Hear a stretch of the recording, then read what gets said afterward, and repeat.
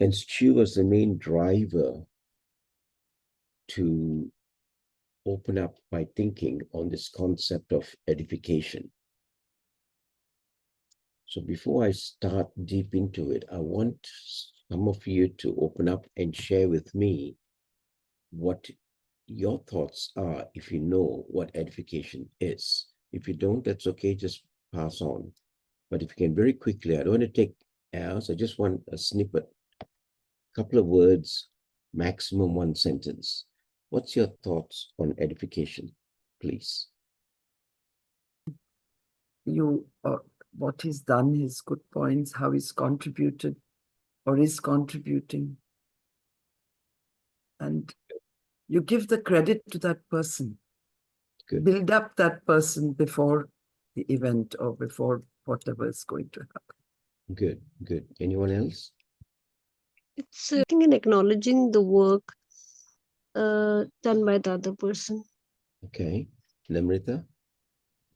My words and deeds adding value to the other person. Good. To edify self. Yeah. Great. By correcting yourself or somebody through your values. Okay. Very good. Let me just give you a perspective of where I come from with this. Many of us are here dealing with people, and many of us are here building organizations or building companies or building businesses, whatever. Every step of that is a process of edification. Edification is the essence. It's basically the essence, the process they go through to uplift, to empower, and to improve first oneself, like what Miriam said. Only when you have that can you give. It's like anything else. And that's what I keep saying, self-care, self-love is so important. So edification is this process that you're uplifting somebody or yourself, or enlightening somebody or yourself, improving somebody or yourself, or both. And at the same time, intellectually, morally, and spiritually.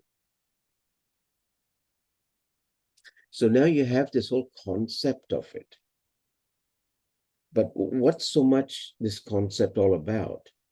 How many of you have actually watched or been involved in a construction of a home, let's say, or any form of building?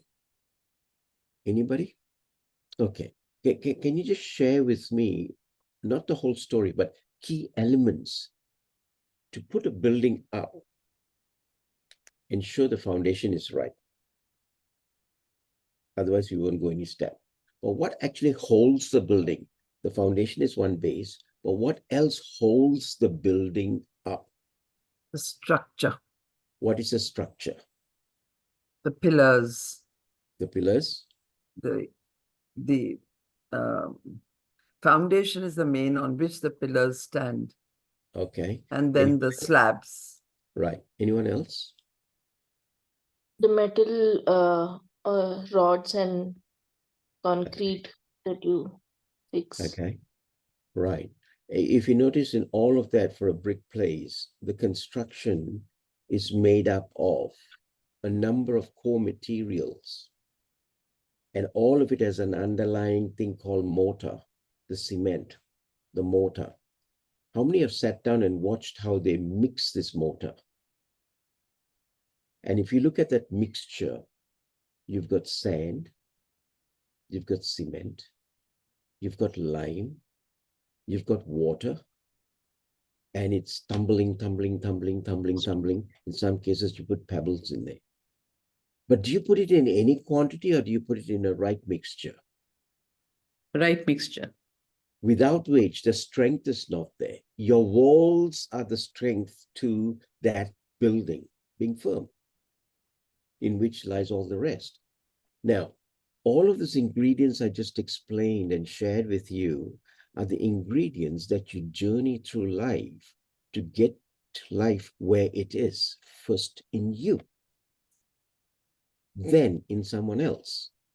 Edification is the process of ensuring you're building this such that the I call it the glue,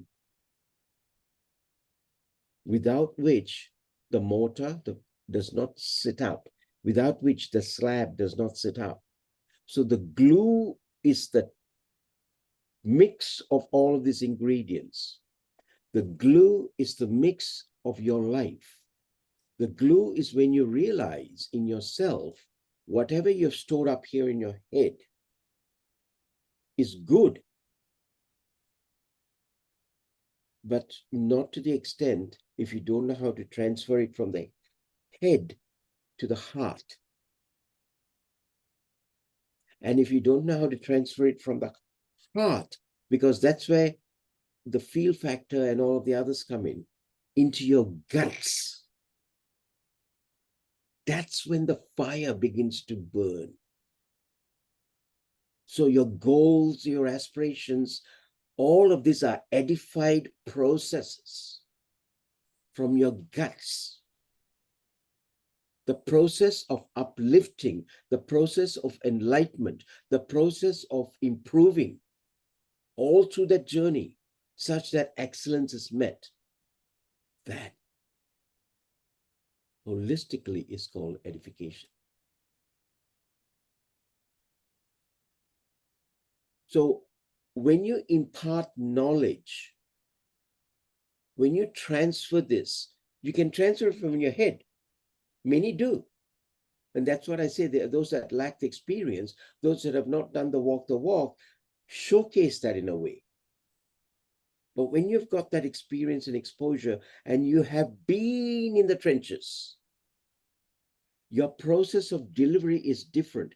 Therefore, you are now edifying that individual, first the content that's going to them, edifying that individual that I'm preciously giving this to you in a tray.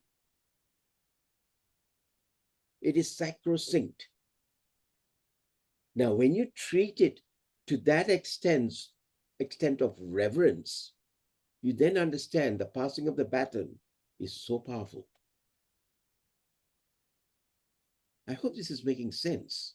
It is not just let me just repeat and verbatim out things, like a monkey does. Repeat, repeat, repeat. No. There is a process we go through, and that process is what I'm trying to get people to understand. Close enough is not good enough.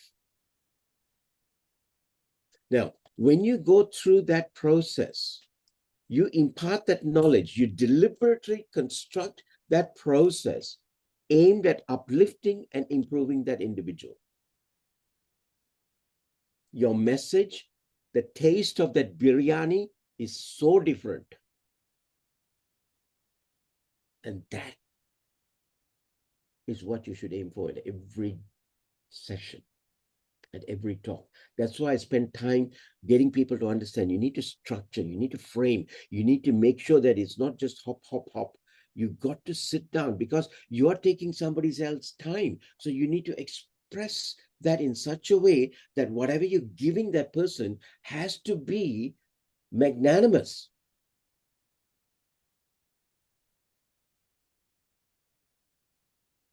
That tapestry, when you do it this way, will be acknowledged and recognized across the globe for what you do. So the gut approach is vital. Head, heart, gut. And to me, gut is an abbreviation for genuine urge to succeed. G-U-T-S, guts. So when you have that inside of you, every inch that you work with, everything that you do, you're focused on that, yeah? You don't do it half-heartedly. I was observing in the last couple of days, working with different types of people and saying, why some take so long? Because 90% of the time is unproductive time. They're not prepared. That's not complaining or blaming. That's to say they are where they are. We need to scale them up. It's our responsibility because we've been given the skill to understand, appreciate, and pass on that baton. That's our obligation to us. because only then will we get that fulfillment. So when you understand this edification process, I'm still at the definition stage, huh? I've got to deep dive into all the other stuff now, not today, but in time. So when you understand this, you then work differently. Your modus operandi is different. You don't sit down on a couch and wait for Aram Say to come and make the call for you. If that person is supposed to call and has not called, you be humble, human enough to pick up the phone and call. Don't say, oh, I'm waiting for them to call me. Our Indian male have got that ego in them. I'm sorry, I'm so blunt, because I've seen this happen.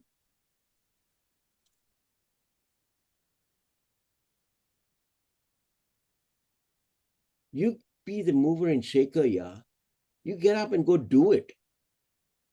I have washed pots and pans for 3.5 years to scale up my deposit on my third home. My parents don't know that, but they know I had third home in the process of getting to the 12th. But the point is, every journey, when you put that into your head, you do your best and it scales up each time.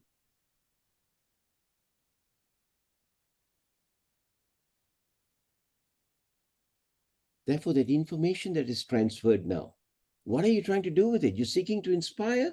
You're seeking to motivate? You're seeking to give them a factor that, they're going to scale up? No, it's your job to ensure they are applying it. The job doesn't finish with the transfer of data. And I want you to understand, when I'm referring back to my own experience here, why do you think I have repeat clients who just keep coming back to me? There are so many coaches out there, so many trainers out there. For specific areas, they come back because they know I don't give 100%. I give 250, 300%. The last project I did, without even costing it out to them, I knew what I was worth, so I upped it by 5 times my normal rate the year before. They didn't even question. The money was put in the account.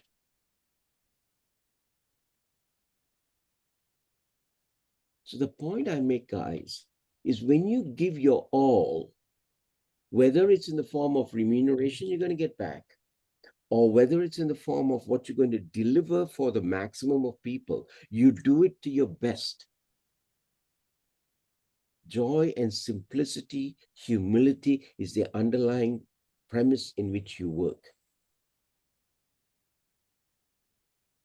Let the accolades come, and it will come. Don't go chasing for it. There are many in the group that are. Go chasing for it. And when they don't get it, they're putting messages out. Don't do that, because you're now triggering certain things for the universe to appreciate, understand, and respond accordingly to that for you. Edification, that is edification of the universe, of the process. Talk up. This whole process that we're just covering is to help you fill your cup from yesterday, and then now how do you disseminate this? Because I've never spoken on any platform about edification. This is your glue to you.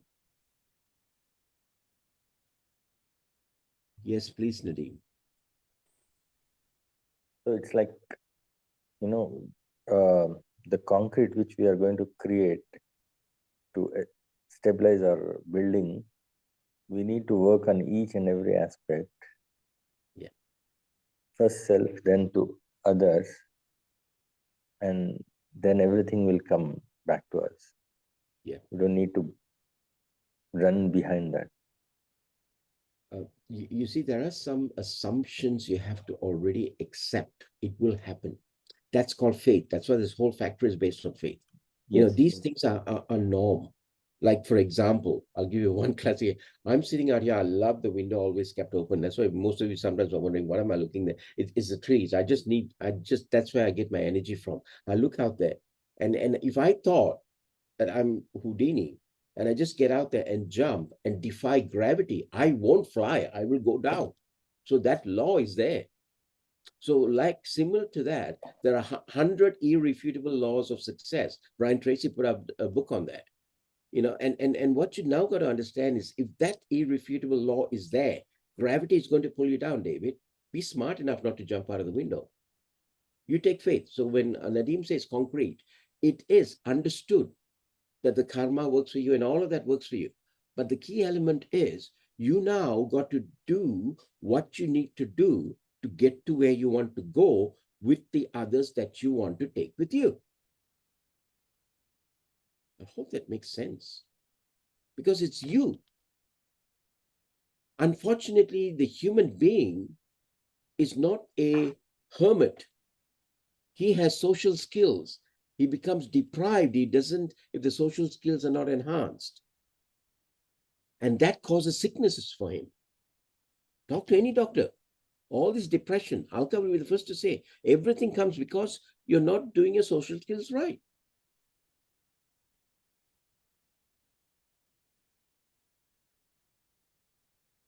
Thank you. Any other points, please?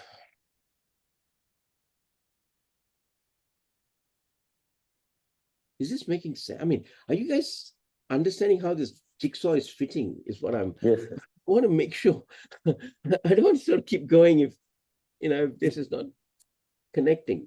Yes, David, every ingredient of that mortar of our life, the glue of our life, is all the practices that we have learned, every little bit that goes in the right proportion at the right time, that will make that mortar strong. So some of us don't realize, we have to put time for I call it the intangibles. And to me, all of these aspects is intangible. Like when you think about it, there is tangible wealth and intangible wealth. Go and sit down with your accountant and he'll explain this to you. Tangible wealth are all the things that you can feel, touch, and see. Okay, but the intangible aspect that are not visible are the ones that cause problems, and we've got to spend more time with them. Goodwill takes years to build, and it could be lost in a second. And the same thing, a person's build takes years.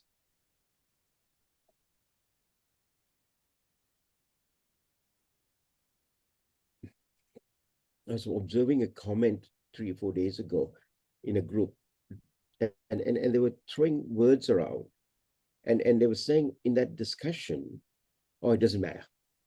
Now, as soon as that doesn't matter was put in, everything's gone for a toss. Everything that was worked thereafter goes for a toss. Many didn't understand that. And then I wondered why that group or that particular committee is so far behind. We had to nurture them to turn around. Now the thing is flying. It's good to see where they were last week, sorry, not this week, last week, and where they are today. It's our responsibility to help them. Because when they have that in place, embedded, that habit transforms into their life everywhere. And that process is edification. Now, I want to actually tomorrow evolve this into the origins of how edification got to where it is today. Many don't see it. It's not part of their life because they've not seen it. They've not felt it. So they're doing it like a machine. There's a difference. Sorry, David. Actually, it's part of life. We've been doing it without labeling the word edification. For example, parents give their all to their children to build them up with the right beliefs, the right values, it's like building a statue. You're here today, edifying yourself is like building your own statue. yes. There's this huge rock and you're chipping away all the things that are not required and leaving that beauty that is given God-given to come out in its full bloom, its full glory. Yeah. That Very to true. me is edification. Yeah, it is. And that's the whole ambit of what I'm trying to cover here today. Many of you in India would have used rail transport. Okay, and I used to in the early days, I never bought a car for the first 18 months in India. Primarily, I wanted to feel and I wanted to smell the country. So I used to go either walking, catch a cab, bus, whatever, so I could get the fabric of the society in me. Now, I used to catch this train, and the train trips that I used to make to Hyderabad, okay, interestingly enough, as the train travels, I could hear this noise, and I wondered what it was. And after some trips, I found out certain areas had that noise more prevalent. And that was a guy up in the hills chipping at some of the granite and the rocks, okay, boulders.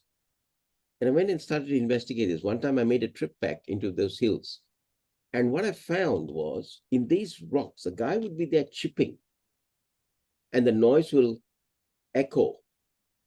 Now, as it chips, he has faith that every hit that he puts on that chisel with that hammer, in time, something will happen. And it is not the last knock that splits the boulder. It is all the 1,000 knocks before that created that situation for that boulder to split. The same with our life.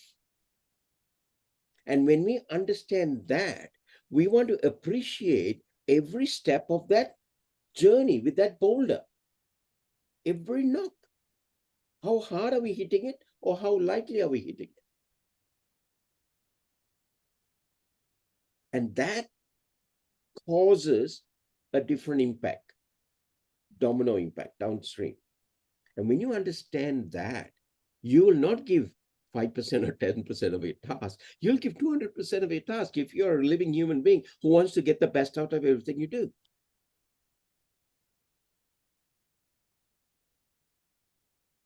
Thank you so much. You have a wonderful day, guys.